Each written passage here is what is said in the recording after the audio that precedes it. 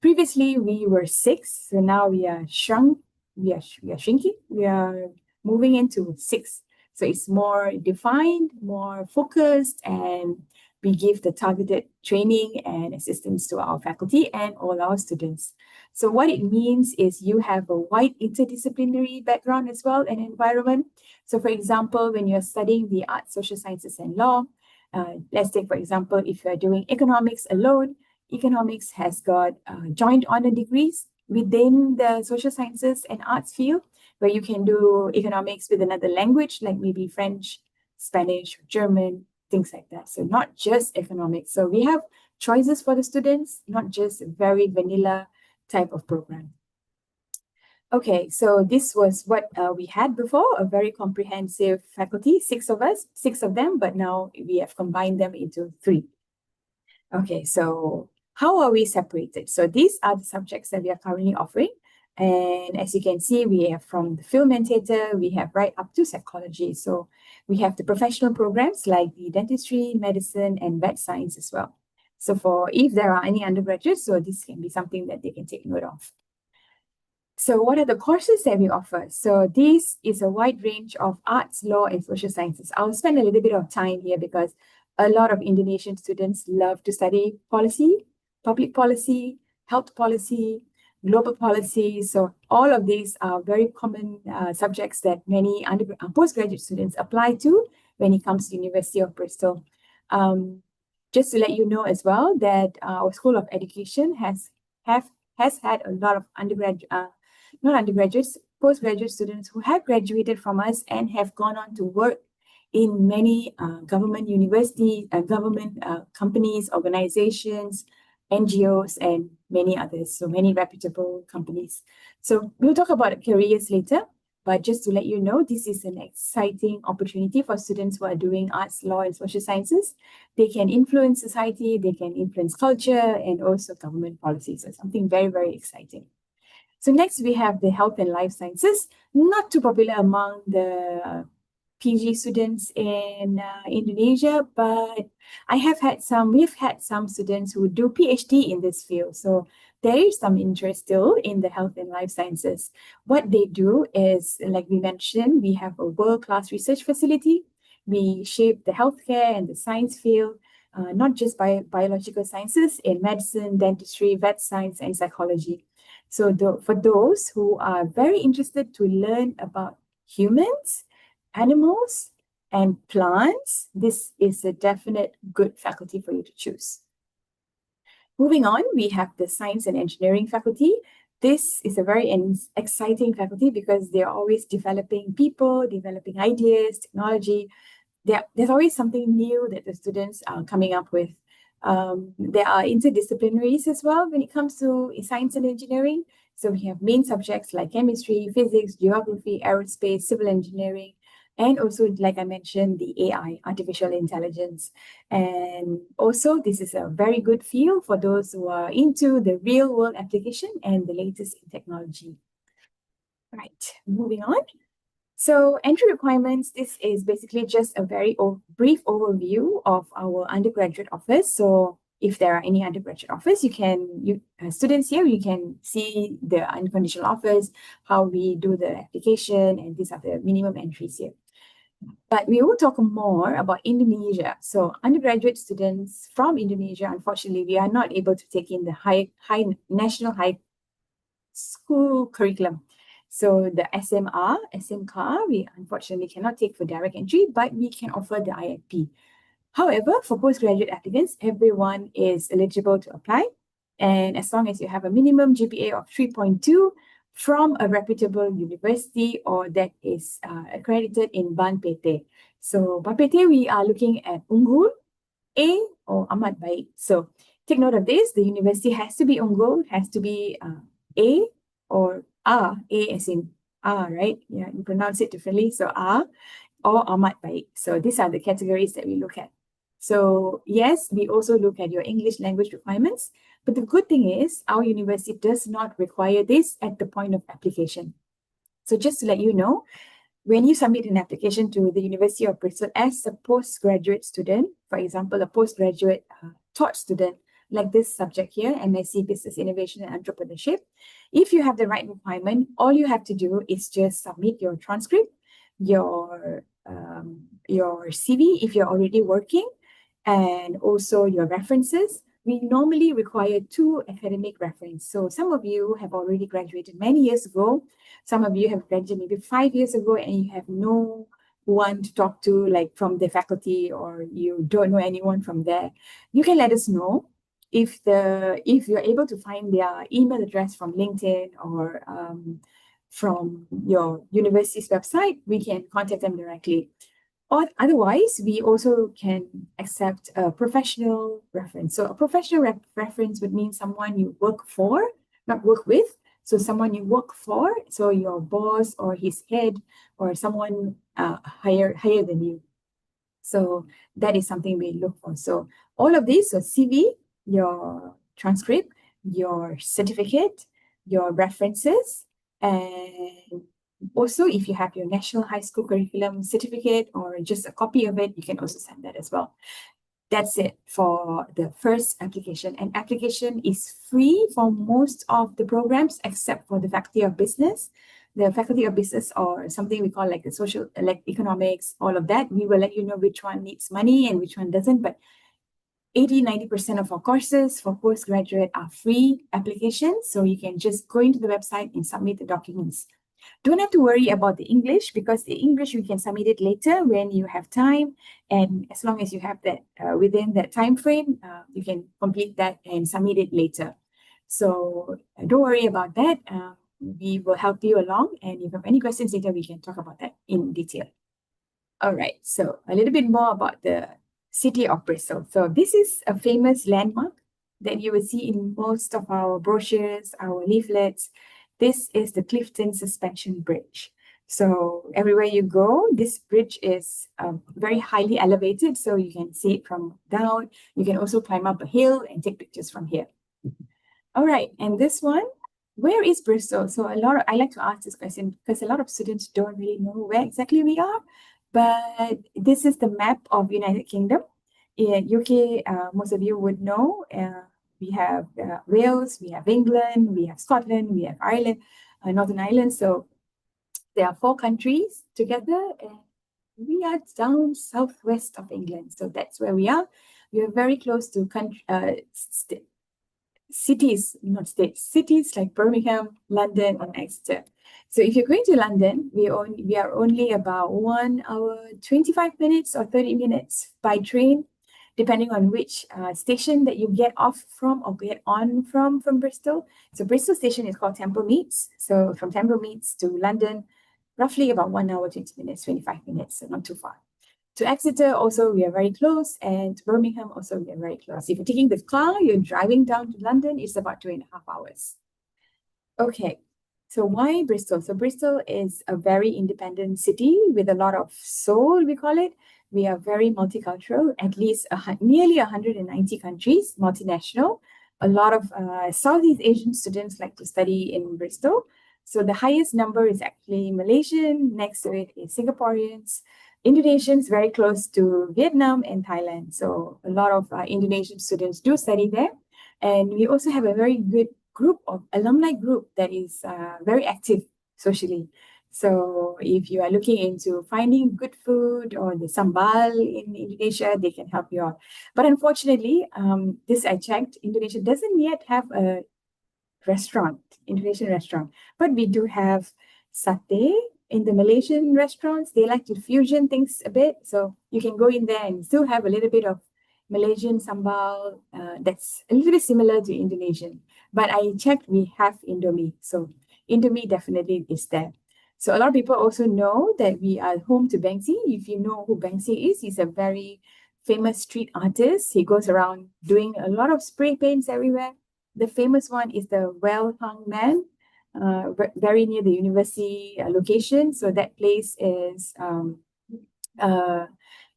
most Instagrammed by students. It's an Instagram-worthy spot. So a lot of places interesting, because that's his home. So he has done a lot of his artwork there. And finally, we are the happiest city in the UK. So yeah, there you have it. Happiest city, what more can you go, right? So a little bit of pictures that I'll share. So this is the famous harbour site, very near the campus. And at the back, you can see the colorful buildings. These are actually houses at the back there.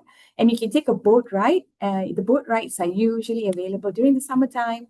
Not too expensive. You can take a ride, just go up and down the bridge, and then you can see all these houses at the site. So we also have the Clifton Suspension Bridge, just now I mentioned. This is the College Green.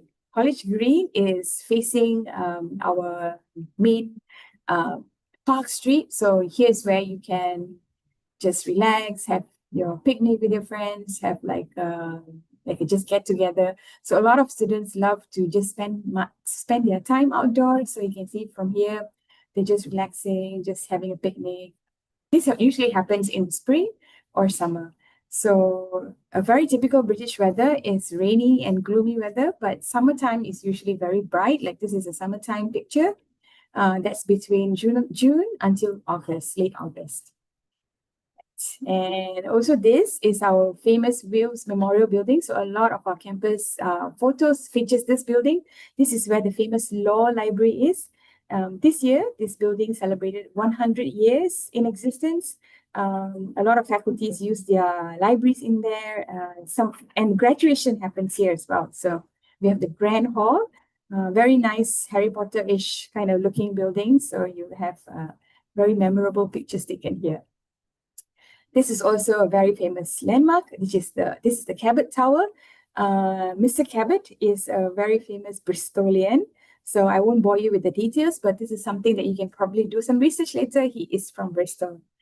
And yes, this one. Why am I repeating this? Okay.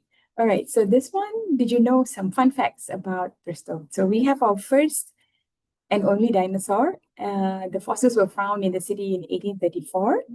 And then this is actually a hot air balloon festival that happens every year in August. So this is a very exciting feature. This year, unfortunately, I think it usually goes on for a week.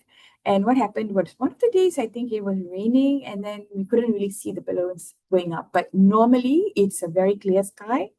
And even on a normal day, if the sky is good, I mean, the clear skies, people actually take pictures up there. They go up the hot air balloon and maybe even propose to their girlfriend. So that happens. So I've seen it happen. So something that a lot of people do in Bristol. And this one, this name, why we are called Bristol, is actually an old English word for the place at the bridge.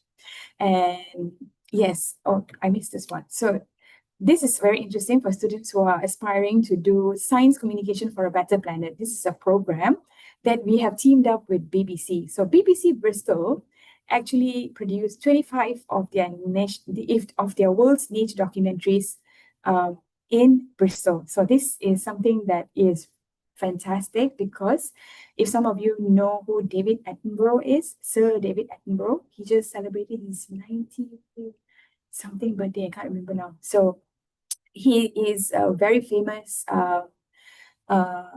usually you'll hear him in documentaries. So he has done the Blue Planet, nature shows, nature documentaries, and he has this incredible voice. And when you listen to him speak, you'll be like instantly drawn to him when you're watching the documentary.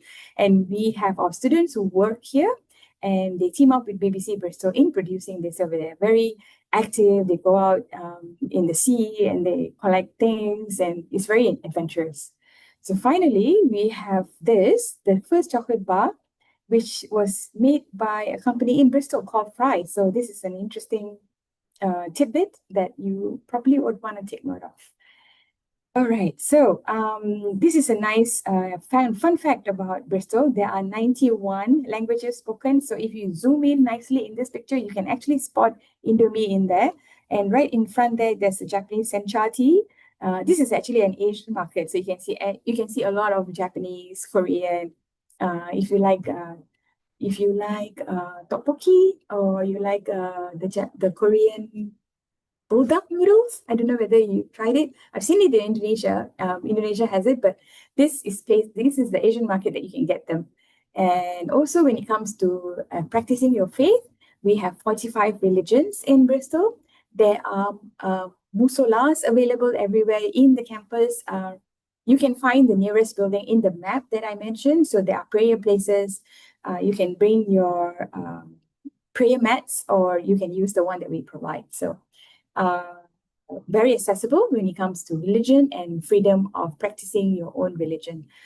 Another good question that some people will ask is whether it's halal certified. Yes, we are halal certified. So we have quite a few restaurants that will carry the halal logo. So don't have to worry about that. So you will feel right at home. So yeah.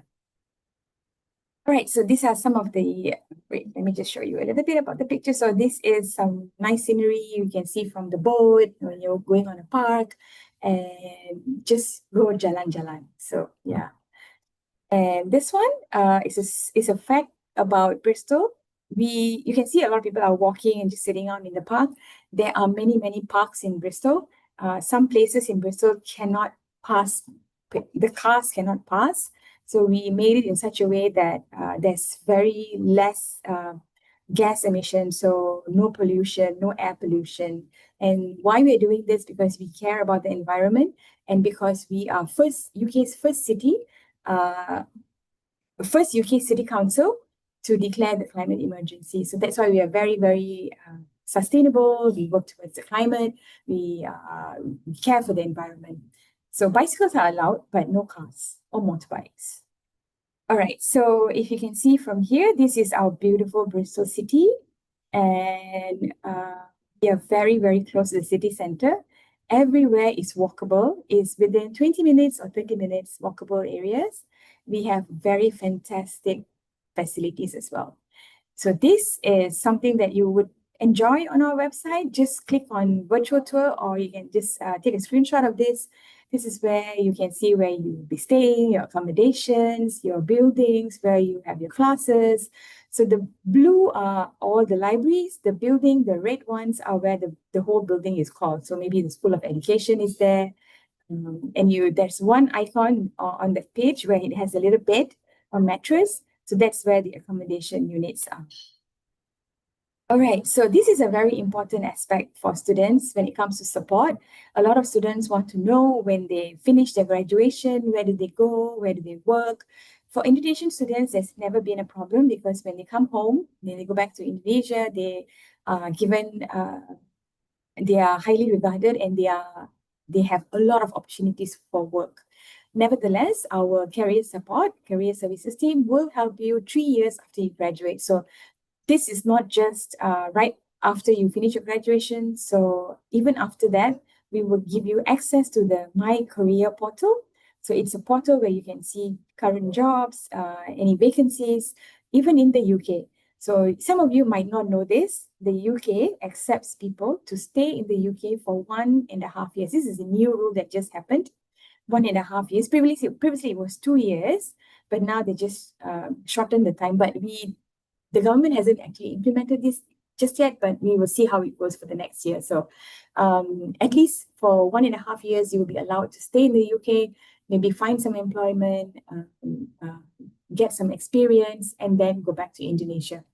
I'm not very familiar if you are an LPDP graduate, how long is the time frame you are allowed to be in the country, but you can check with Mata Garuda later, see and ask our moderator how she had done it before and get her experience. All right, so the final thing that we want to talk about is how you set up your own business. So some of you would have watched Shark Tank, or in the UK, we have something similar version. We call it Dragon's Den. So this is where people pitch their ideas. They want to find investors for their business. So we help them. We have helped them in the past to get even into the show. And we have many, many success stories of students who have been able to do a startup and launch their products, and even launch an app. So recently, the most recent ones are students who do apps, because you can do so many things with an app.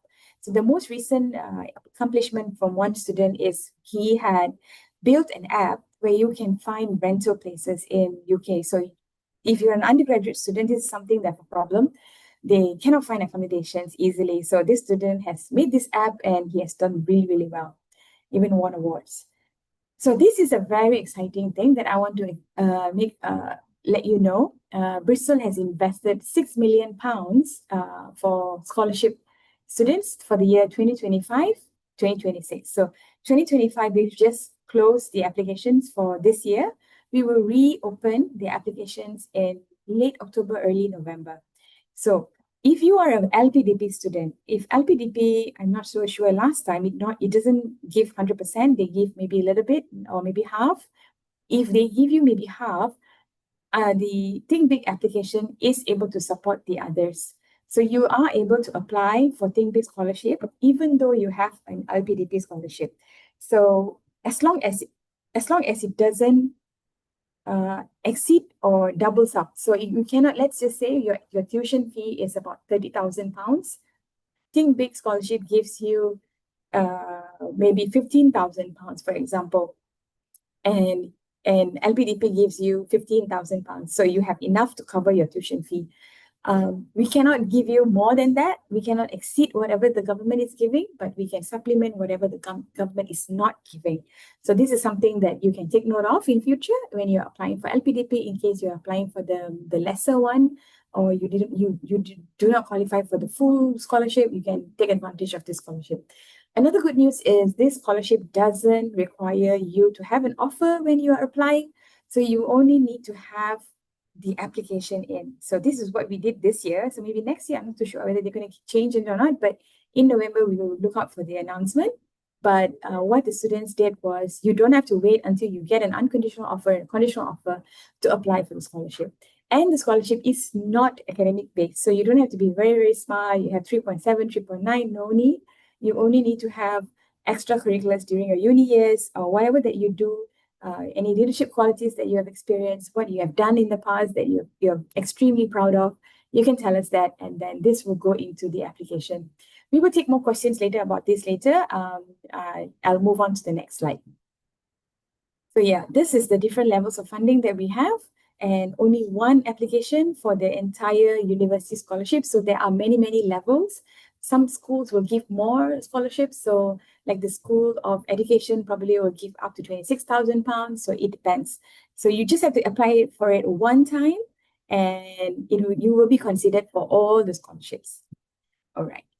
So this, I won't go too much in detail, but we have very nice facilities for accommodation, very nice living spaces for undergraduate students. You can choose your I know LGBTQ is also there, but you can choose your units, whatever you want.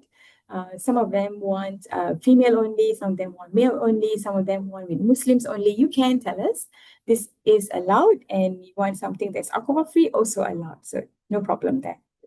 All right, so this is a guarantee. International students, if you're in your first year of study and you're coming to Bristol for the first time, and especially applying before the deadline, that's very crucial. And if you do all of these, you will be secured a space. All right, so this is roughly the cost for a postgraduate self-catered student is between £5,000 to about £19,000. Relatively cheaper than being in London, of course. London is about 30% more. It's very expensive living in London, but Bristol is still slightly less. So these are the accommodation areas. You can see the colored ones in pink, in purple, in orange. The gray area is where the University of Bristol Clifton campus is. And the one that is very, very new, is going to be launched next year for 2026, is the new Temple Quarter Enterprise campus. So this is a very exciting place. And we went to see it in June. We were not allowed in, unfortunately, but we were able to see some of the facilities that's next to it. And they have very, very nice spaces. So the School of Business, School of Engineering will be moving there.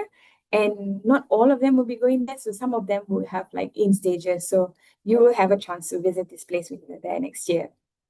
All right, so what kind of student supports do we give? So a lot of students are worried when they go to a new country. Some of them never traveled out of Indonesia even. So it can be very, very scary at first. So our student support team, they are there to help you. So whether it's checking in on your education, how you're learning, in your well-being, your mental health, all of that, we will give you some advice and we will give you assistance. Something to take note of is the Global Lounge. So the Global Lounge is actually a place where all the international students meet. Every Wednesdays, they have this coffee and tea and free language class. So if you are interested in learning Spanish or Italian or French, You can go in there and make some friends. There are a lot of students who are willing to help you, even Mandarin classes if you want. So this is a must visit place for international students.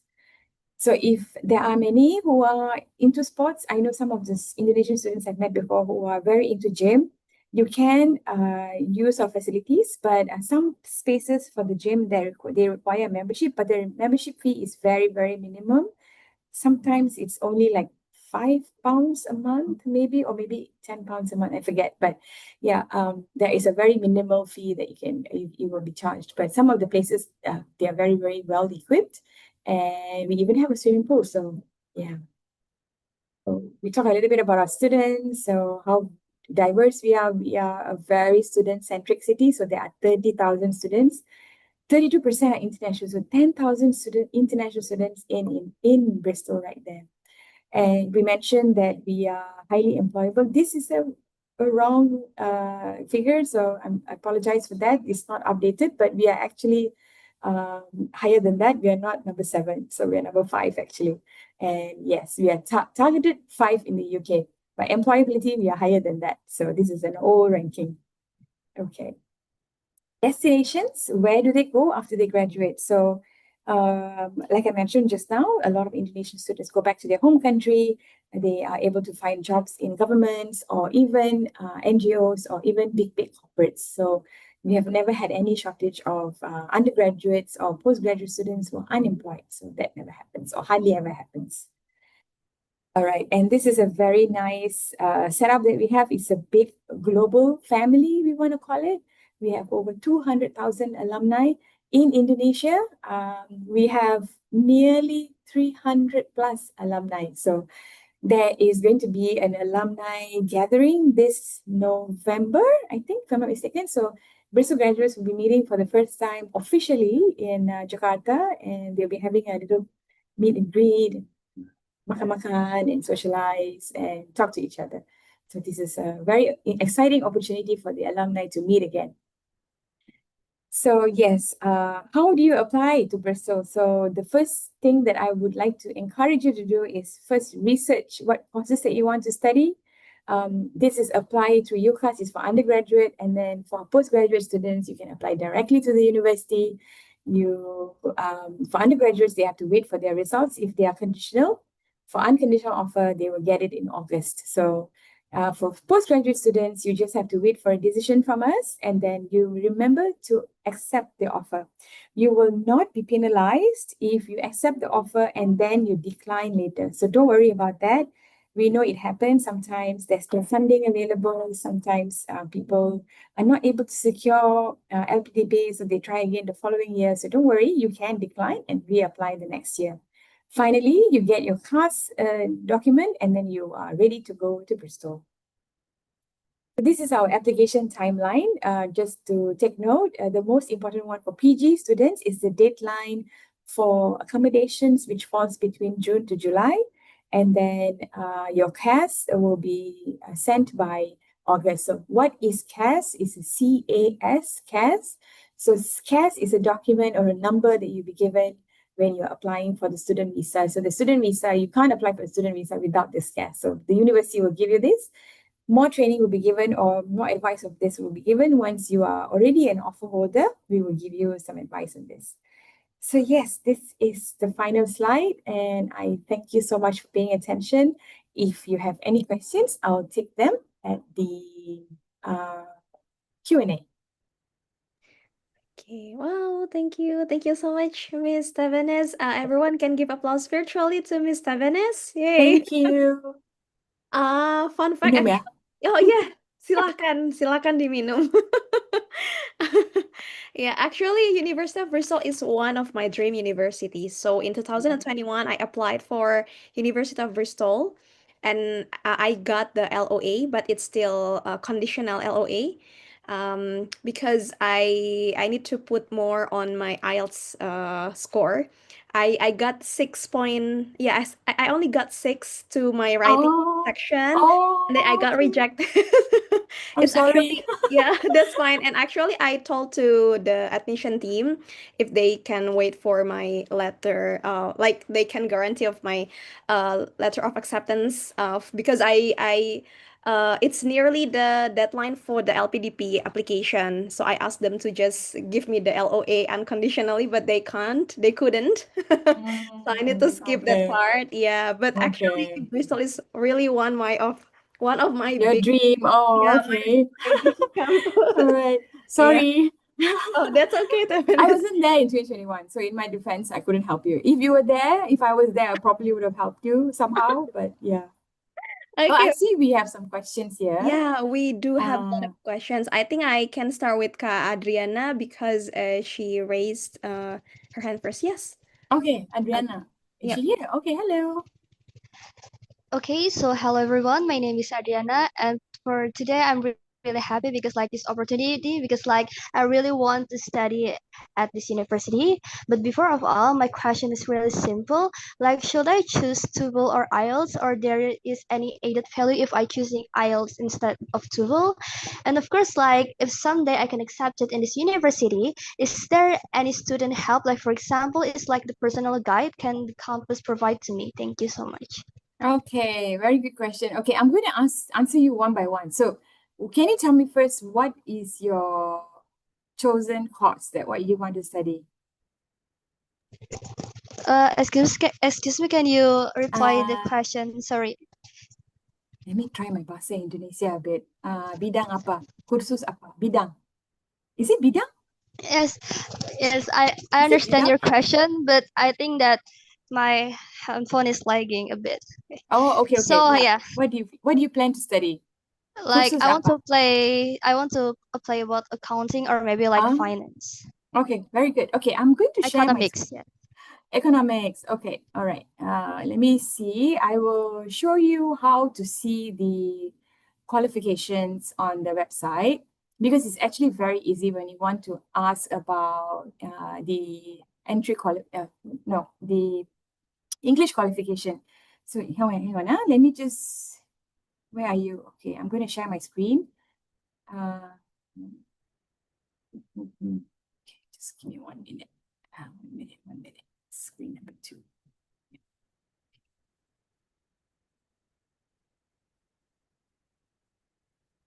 Okay, so my screen is actually the website. Can you all see my website? Yes, I can Yes, see. yes, okay. Yes, thank So you. accounting and finance. So let's just say you are interested in this course, accounting and finance. I'm just assuming you are an undergraduate student. I'm just going to show you the undergraduate qualifications. Is that okay? Yes. Okay. So if you look at the entry requirements, just click on top of the bar here, the entry requirement. It will take you to a page here, this right side.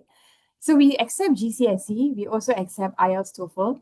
But do you see this qualification outline in our profile level G? So everybody here, just to let you know, each course has their own profile. So some courses, the profile level is very easy to attain. Some is harder to attain. Profile level G is, for me, it's not that hard, but you can see from here, just click on English Language Proficiency Test. And then at the bottom, you can see you can either take IELTS academic with a test center or online. You need to have 6.5 overall with 7 in reading and listening and no score below 6. So we don't just accept this one. So we also accept TOEFL. You can see TOEFL IBT and TOEFL at home. So IBT, it's internet-based test, if I'm not mistaken, last I checked. So you have to have an 88 overall with reading, listening, speaking, writing, this grades. For some students, they already have some English qualification. So for example, I do meet some students who have taken IGCSE as first language or IGCSE English as second language. So as long as they have an A here or A or B here, we still accept. So you don't have to have just IELTS, you can have any of this. So this is what we call under profile level G. So there are many profiles. So according to your course, for example, just now we were looking at accounting and finance. So this is accounting and finance, right? So in accounting and finance, we'll tell you we need to have profile level G, and this is the entry for English language qualification. So is that clear? Say yes, no, yes, Yes. Adriana? Yeah, Yes, okay, all it's right, clear. okay. So basically, this is the entry requirement and how we check on the English language. Doesn't matter whether you are applying for a postgraduate or undergraduate, it's the same way of checking. The next question you asked was about whether or not we give you any assistance after you graduate. So we have the career services support, we have the student services support. So student services basically will help you when it comes to maybe you're having some problems at your accommodation. This is very normal. We have seen it before. Some students don't like their roommates, so they have some issues. So you can come and talk to us. We will help you as much as we can. And there are some students who face some sort of health issues. So they can also tell us. We will give you some advice. Is that okay? Did I Yes, answer your question? Okay. yes, this is very clear. Thank you so much for answering my You're question. welcome, Adriana. Welcome. Thank you, Adriana. I hope it's clear. If you still have any question, just type on the chat box later on. Okay. Yes, Thank this you. is very clear. Thank you. Okay. Also, thank you, Ms. Tavenes. I will move on to Kak Ulya. Yep.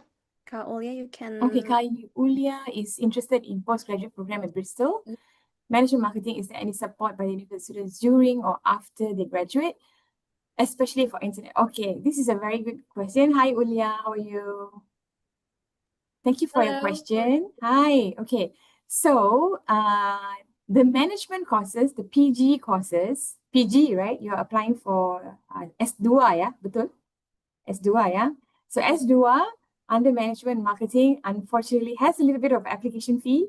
So I don't know whether next year they probably might waive it or not. So let's just wait for the announcement. I don't know yet. So last year they had for 2025, I mean this year intake. So next year's intake, we don't know yet. So let's just see. But your question is actually about the support that the university gives during or after they graduate. So during your studies, during your 1 year of course, we will give you tutorials. We give you academic tutor to help you during your studies. If let's say you have some issues with your maybe language, we will try to help you as much as we can. We also give you, like I mentioned just now to our student, who is a potential student, Adriana. So she also asked about what kind of other assistance, so mental health, well-being check-ins, all of this. So even visa issues, let's say you finish your graduation and then you plan to maybe stay on in Indonesia for a little bit longer. You want to get an employment, maybe you want to get some experience. So you can do that. We will help you. We will tell you. We will even go to the point of checking your CV, whether your CV is nice and clear for a UK person to understand. So we make it shiny and nice for you so the employers will like you. So that kind of support we do give you. Okay? Sure. Okay, can I ask one more question? Probably Of course. regarding on the Think Big scholarship. Mhm. Is the scholarship assessed purely on academic merit, or does financial need also weigh in as well? Oh, And also, is the application for the scholarship, as is already explained, that you don't need to get an LOA for applying for the scholarship, but will the scholarship application impact the acceptance rate for the program, or is it like completely separate? oh, very good question. Okay, I'm going to answer your question one by one. So financially, they do not look at your financial status. There's nowhere in the form that asks you how much you earn or what category of or lifestyle do you have. They don't ask that. Number two, it is not academic based. As I mentioned just now in the slide, we don't look at your grades. However, you need to be able to meet the entry requirements. So, for example, let's just say you are doing a social sciences degree. So maybe you're doing an MSc in education, for example. You need to meet the minimum entry requirement when it comes to GPA 3.2 and above. And also you need to have the English language requirement. So you need to meet all of these entry. So that comes after your application. So what happens initially, you will submit an application online. You put in all your documents, your references, your CV, your cert, transcript, your high school cert, everything goes in. Then we assess your application for Think Big. So in Think Big, there are 3 questions that we will ask you. This year, I don't know whether they're going to change the question, but mainly this 3 question is about you, what you would do outside of classroom, what is your achievement while you were in university, masa S1, during your S1, what have you done in the university, whether you have accomplished anything, and whether you have any leadership qualities displayed during your 3 or 4 years of undergraduate. They will also ask one question where they will ask you, what do you want to do after you finish your studies in Bristol, your life after that? Tell us what you want to do. And they also want to ask you, they will also ask you, what do you want to bring to Bristol? Like, what kind of experience are you going to bring to Bristol? So the roughly these 3 questions will be around there. So I'm giving you tips already. So you can start to prepare now. The announcement for Think Big Scholarship will be out in November. We will give you a list. And the good thing is they will also tell you how to answer the question, like what they are looking for and how many words you must say. And don't use ChatGPT because we can see sometimes the answer is too robotic. We can see it's too AI, then we probably might not even consider. So try to be as natural as possible. Talk about yourself, what you plan to accomplish later. Finally, you asked about the acceptance rate. It will not have any impact on the acceptance. Whether or not you're applying for scholarship, whether or not you're doing LPDP, whether you're applying for academic, is totally separate application. One is academically, you will be assessed, which is coming into the university. The other one for Think Big Scholarship is assessing the amount of tuition fee you will be waived. That means we give you scholarship. And that is based on your performance outside of classroom. So totally different. 2 separate. Okay? Okay, thank you You're for welcome. question. No worries. Thank you for asking. Okay, well, thank you, Kaulia, for the question. I think it's quite comprehensive. Yeah, it's really complete, actually. Okay, next, I want to go with the questions from Karisa on the chat box, Miss Tavenes.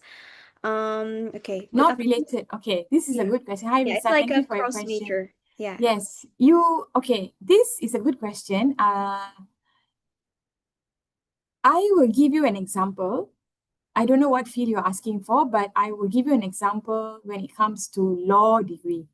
So some students want to do LLM. So I don't know whether most of you know about this or LLM is actually sometimes they think that you must have a law degree to pursue this. So let's just open up one. I'm going to show you a very simple way of checking. So if you want to know, the simple answer I can tell you is you don't have to worry about this. We can supplement your experience if you are working in the field. So there are some cases where students are not a graduate. Let's say you are not a graduate of maybe business, and suddenly you want to do education. So sometimes the entry requirement will actually tell you how to see the entry. So let's see this LLM. Okay. Okay. I'm going to share my screen so you can see from here. Okay. All right. So this is the entry requirements for LLM, Law, Innovation and Technology.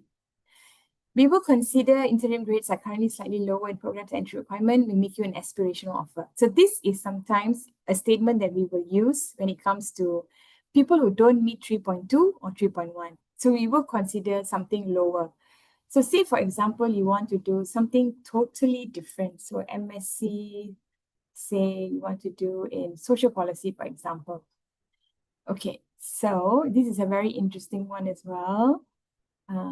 MSc social policy. Let's see policy research. Oh, it's not showing up. I think something is wrong. Let's just see public policy. Okay, so public policy entry requirement here. So they said when they say typically need an upper class means you need to have a 3.2 on international equivalent in social science, humanities, or related discipline. So anything related to this will be accepted. And also consider your application if the degree is not listed above. So this is something, I don't know what you want to say, but this is something that we did mention here for especially if you're doing public policy. If your degree is not one of these three things, humanities, social science, or any other, we will still consider. Why we consider that? Because you have the relevant work experience, minimum 18 months, paid or unpaid, in this sector. So I recommend that you go into the website and read the entry requirement. They will tell you what exactly we are looking for. And sometimes if they score maybe 2.95, 3.05, or 3.1, we do give you a consideration. So we have had some students who have lower acceptance. We minus it very, very small, and we do give you a supplementary kind of a acceptance. So don't have to worry about that. Okay? Did I answer your question? Risa. Is Risa still around?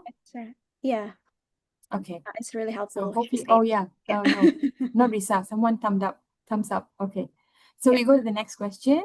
I think Yeah. it's from we can go back to the someone who's raised Oh, raise hand. Okay, we're waiting. Okay, two hands. Two. Nevanda. Nevanda, yeah. Hi. Hi, Miss Patrick. Hi. Am I audible? Hello. Okay, so my question is I'm using the different device, so it's Nevanda, here is me. So Oh, my okay. question is about the career support that you already explained on the first place. Yeah, You said yeah. that when we apply to the Bristol University, we got career support where when the student wanna enroll in business school and also build a business, there are business support from the consultant. So I want to ask about that. Is there any startup and incubation, or maybe there's another thing in those support that we got when we applied to Bristol? Thank you. Oh, thank you so much for your very good question. You asked a very good technical question. Yes, the answer is yes. Why I say that is because Bristol's business school especially works with the government and many other organizations to give startup.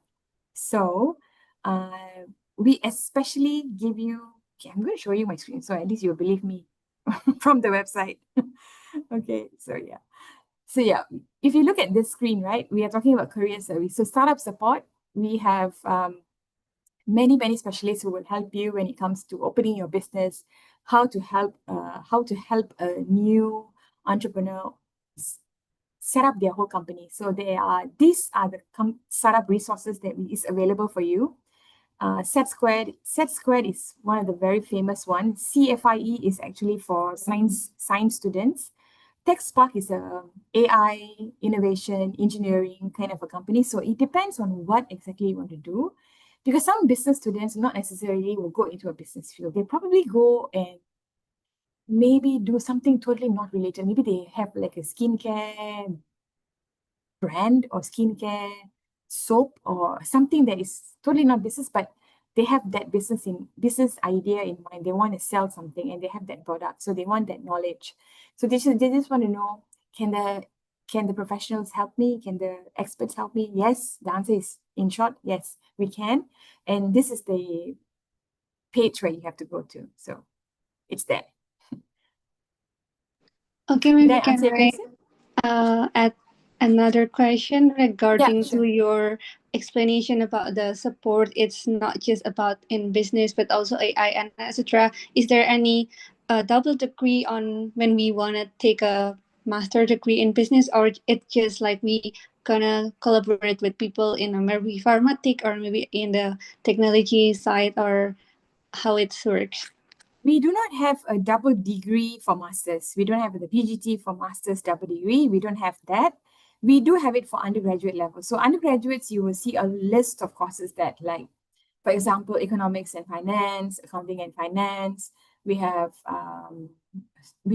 from top of my head, I can't remember, but there's so many like molecular medicine and biotechnology. So these are like combinations. But for masters, we don't have it. unfortunately. Yeah. Usually in the UK, they don't do that. Very rarely they do that. So you can see from the other universities' website, you can do some research and then you can check. I think most of the universities don't do that. They don't do it joints. Very rarely they do joints. So even if they do, they might just do like maybe something similar, not something different. So for example, global health and sustainability, something like that. Yeah, along the same field. They won't be like two different, like economics and finance is two different things. So yeah, they don't do too far away, too far ahead. Yeah. Okay, maybe thank you, Mrs. Patrick, for the Welcome. answer. Welcome. Okay, thank you, Kak Nevanda, for the question. Wahyu. Yeah, we have one more. Someone's raised his hand. Kak Wahyu. Oh yeah, thank you. But sorry, before I cannot turn on my camera on. No And problem, no problem. It's okay. You can talk. I can listen. oh yeah, Yeah. yeah. The previous you said that the University of Bristol is the first that concerned in climate change, if I do not mistaken. And yeah, currently I'm preparing for my Japanese scholarship, and I pursue in University of Bristol in my for the applied in university. And my question is, as far as you know, is there any research or the program that I'm pursuing major of in Master of Data Science, and is there any research or the program that connecting between the data science and the climate change? And if I want to know more about the research under the Master of the Data Science, can you give the reference or website that I can find out more? Okay. Thank you. Very good question. Very good question. Okay, I'm going to show you where you can find these resources. Can you remind me again, you did your master's in data science, right? Or you are looking for master's in data science. Is that what it is? Yeah, that's right. Okay. All right. So, give me 1 minute. Let me just pull up this page and then you will be able to see the application. Okay. So you want to do masters, right? Not PG and not PhD, right? Yeah. S2, yeah? S2, Yeah, right? master. Okay. All right. So you wanted to know where to find information when it comes to data science and where to find research. Yeah. Okay. The scope. What What the scope the is. scope of research? Yeah. Scope of research. Okay. And one of it, there's connecting with the climate change or not? That's Right, okay, good question. So I'm going to share my screen again. So this one probably you can take note. So yeah, this is the page where we list out all the research information that is happening in Bristol. So whether you are doing master's research, whether you're doing PhD research, or basically you want to know everything research related to the university. So just now you asked me about climate change. So I would recommend you just type climate change here, and then you can see a lot of people will come up first. So there are research units, research outputs, and then at the bottom, the projects. So you can read all of these if you just want to know what are the students' theses, or you want to just make one more data science related, just click on this. You see whether I hope it works. Yes, there is. So there are quite a few.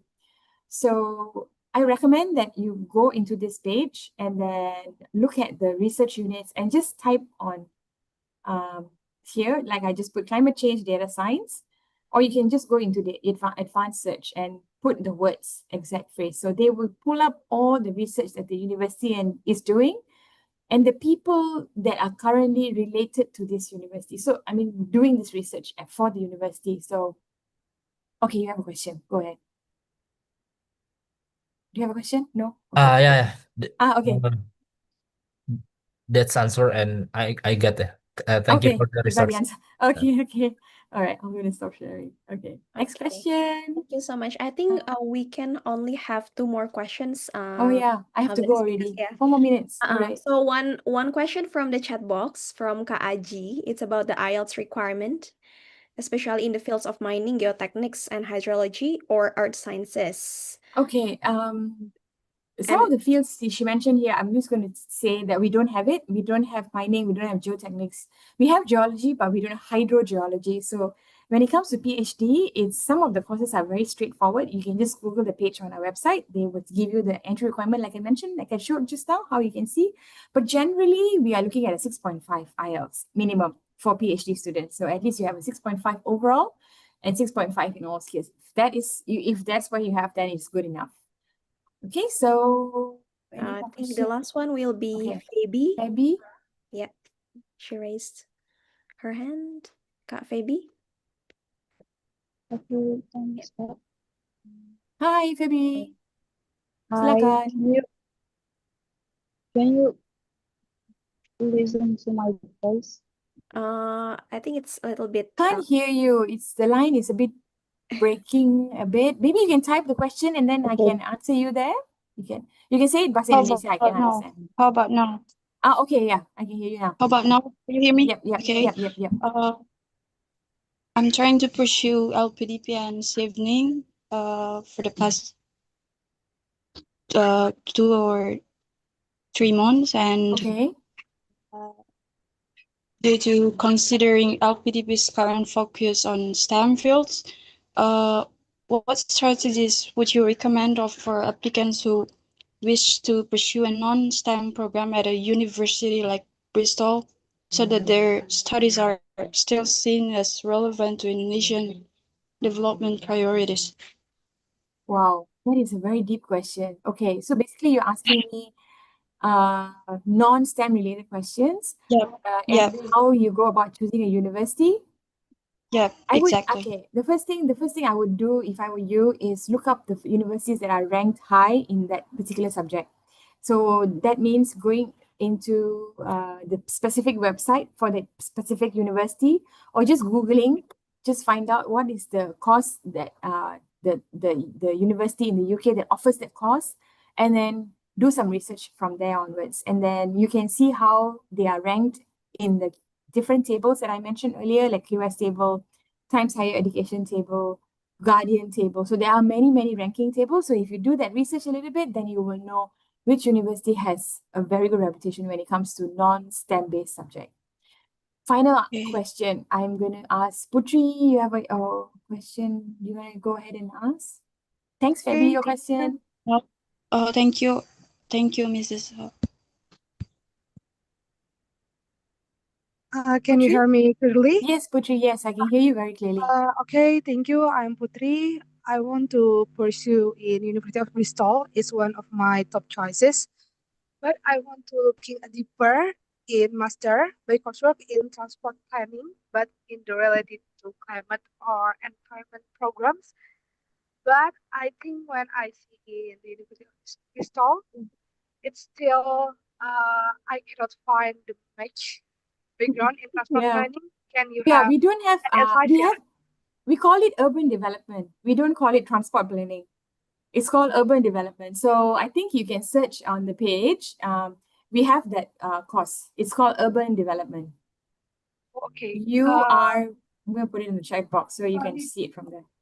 And in the urban development, so I can find a course about related to transport planning because it's one of major development things in Indonesia as a developing country. Okay. I think we do have, I'm not 100% sure, but you can double check in the course later. If I'm not mistaken, yes, we do have urban development. Oh, Yeah. okay. I will check more on it and searching the research that you have mentioned Okay, no before. worries. Okay, thank you so Yeah. much. No problem. I think we are done with all the Yeah, I think we're questions. done. Yeah. Thank you so much, Ms. Tavenes, for answering all of the questions. And I think all of the questions are really amazing and deep, so deep. It's not only about the technical things, but also for something kind of like substantive questions.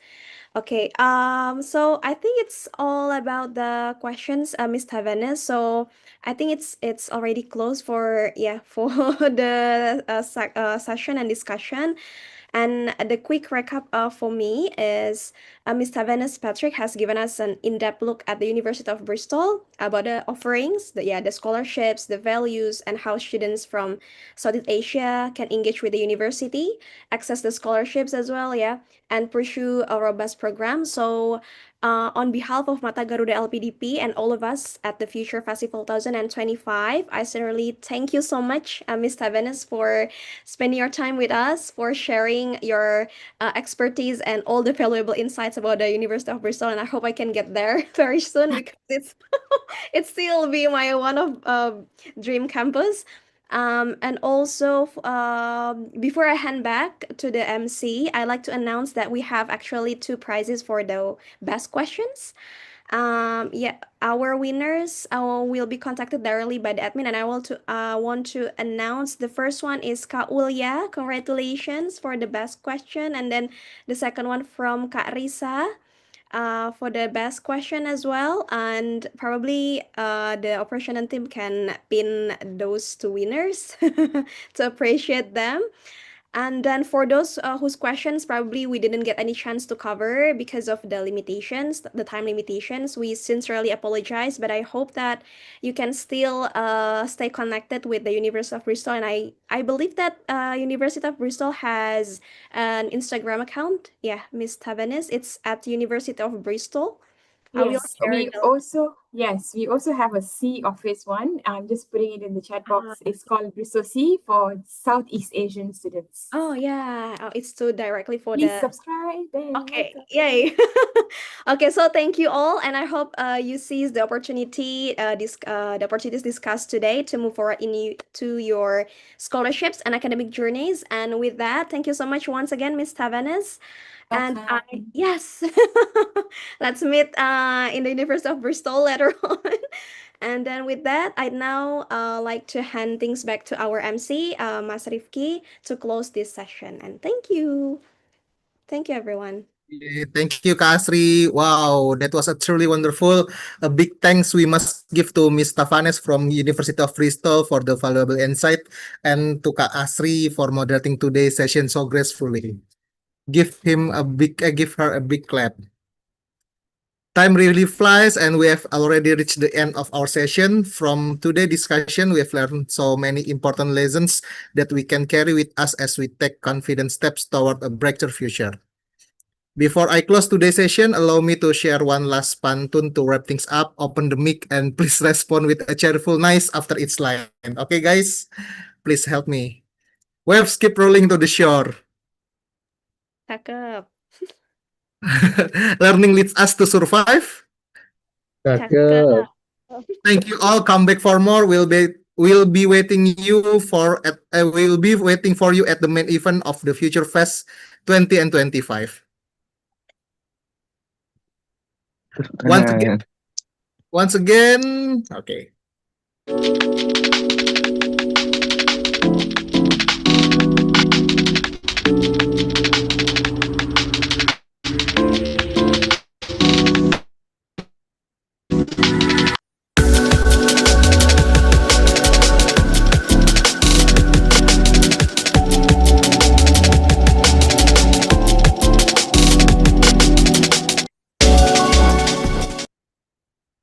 Okay. Once again, let me remind you that the pre-events of the Future Fest will continue tomorrow. And of course, don't miss the main event in Jakarta and Surabaya, featuring more than 50 exhibitors and a wide range of exciting beneficial activities. On behalf of the team, me, Rifki, would like to express my heartfelt gratitude to all participants who stay with us from start to finish. Thank you also to the entire organizing committee who worked so hard to make this event a big success. We'll see you again at the next session of the Future Festival. Stay motivated, keep learning, and always stay optimistic. Good day, everyone, and see you soon. Thank you. Thank you, everyone. Thank you, Miss Tavenes. Thank You, you, Miss Mas Thank Rifki.